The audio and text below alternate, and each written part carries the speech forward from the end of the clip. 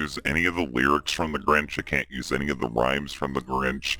It's not calling its main villain the Grinch. It is being as legally gray as it can be.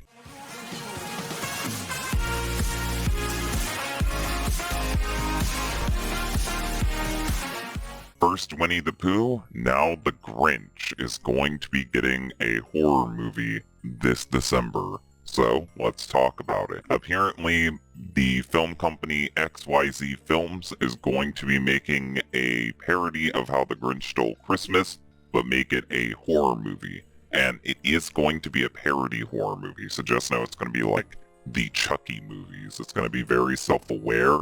It's going to be very crude. It's going to be very rude. It's not going to take itself seriously. They know the Grinch is a horror icon is going to be a hard sell, so they are going to be self-aware in this movie. Honestly, I think that's the best way they can be, because if they were trying to be serious with it, I just don't know if it would work. I mean, I think if they were to do it for Halloween, it would work, but since it is focused around Christmas, like the original, I can't see it working if it was supposed to be serious, so I think this is the best way to do it. So first of all, the movie is going to be, like, being very distinctive. It can't use any of the lyrics from the Grinch. It can't use any of the rhymes from the Grinch. It's not calling its main villain the Grinch. It is being as legally gray as it can be. So, as far as we're aware, the villain is called the Mean One, and not the Grinch. So, yeah, the main protagonist is still Cindy, but I think she's just being called Cindy.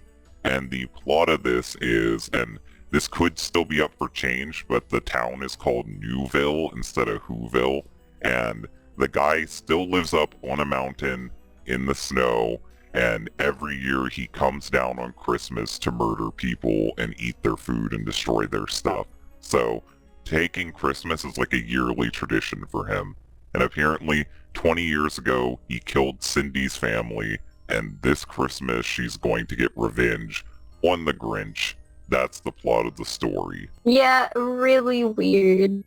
I think it could only work if it's a parody. I mean, I like the premise. Instead of it just being a big slasher film where we focus heavily on the Grinch, it is cool that it's Cindy trying to murder the Grinch and the Grinch trying to murder Cindy. And I know he's not called the Grinch, but I'm going to just keep calling him it anyway. At least we know, like, the central theme that both of them are monsters and they're both going to be going after each other.